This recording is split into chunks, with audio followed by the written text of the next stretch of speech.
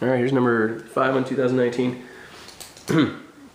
My students averaged 3.1 out of the 4 points on this. This is photoelectron spectroscopy.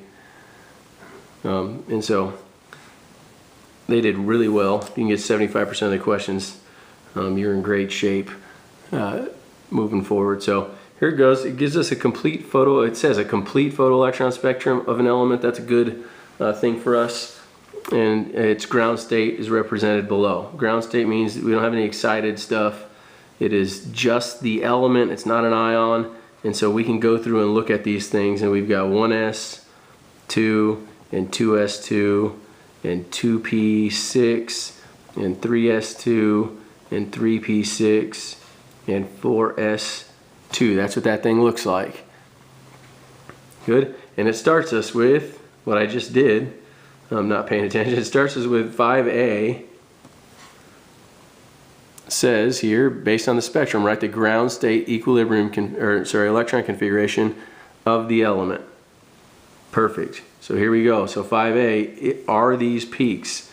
So it's 1s2,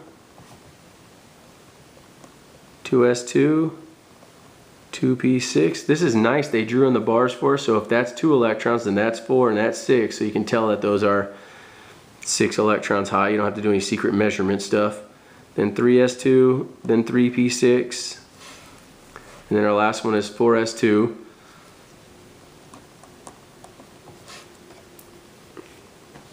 That's it. When they say electron configuration, this way. 1s2, 2s2, 2p6. Good. If they say noble gas configuration, that would be argon in brackets and just 4s2. And you would be done. I've never seen them make you draw arrows, so you don't have to worry about arrow drawing. That's A part 1, you get 1 point for it. A part 2, they say what element is that? Identify the element. You look at your periodic table and find 4s2, that is calcium. You can just write the symbol there if you want, but that element is calcium. So there's our first 2 points. And then it gets a little bit tougher. I actually predicted this one on the test last year. I said this has got to show up at some point. It could show up again this year. I don't think it will this year just because they're going to try to avoid calculations this year. But this says calculate the wavelength in meters of the electromagnetic radiation needed to remove a valence shell electron. So when we look back over here, our valence electrons are these guys, the highest energy electrons, and they give us, look at this, they give us the binding energy of that electron, 0.98 times 10 to the negative 18th joules. It's in joules there. They say calculate the wavelength in meters for this thing. So we have to go back and look at a couple formulas that we have for wavelengths on our formula sheet. And so the 2 things we have energy equals Planck's constant times the frequency. That's the first one. And then we have a speed of light equals wavelength times frequency. And so we've got the energy they gave us on this sheet. That energy value is the 0.98 times 10 to the negative 18th. So they gave us that value of energy in joules. We have to convert it to frequency of that particular electron, and then once we figure out the frequency of that, we can come over here and use the speed of light to figure out what the corresponding wavelength is. That's what they want. You get 1 point for identifying this as the energy. Isn't that crazy? You get 1 point for identifying that as the energy, and then 1 point for calculating the wavelength. So here we go. There's our energy. That equals Planck's constant. It's on the sheet for you. 6.63 times 10 to the negative 34th. That is joules times seconds. And then that would all be multiplied by the frequency is what we're after here.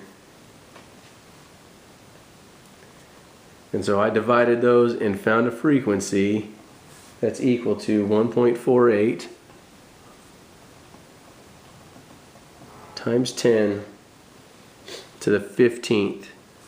look at joules divided by joule seconds just leaves us with per second, right? That's a frequency, that many waves per second is what that means.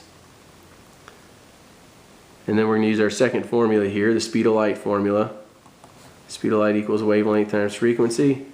Speed of light also on the formula sheet. So Planck's constant on the formula sheet. These equations are on the formula sheet.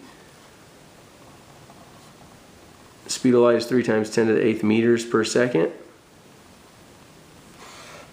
That's going to equal the wavelength that they want. These sweet angels on this question, look at, it said find the wavelength in meters. Usually the wavelengths, when we're talking about wavelengths of light, we're talking about nanometers because we're talking about our visible spectrum. But this one lets you leave it in meters, which is nice. And so we're going to multiply that by the 1.48 times 10 to the 15th waves per second. And we divide this, divided by that, that's going to give us a wavelength. That wavelength in meters ends up being 2.03 times 10 to the negative 7th meters. I'm a little bit surprised they didn't make you put that into nanometers. And that's 203 nanometers, I think. So that's it on part B. 2 points for electron configuration. Probably not going to get one this year, which is disappointing. And then 2 points for the calculations. One for identifying that energy off of the initial photoelectron spectroscopy. And then one for that wavelength at the end in meters. Talk to you soon.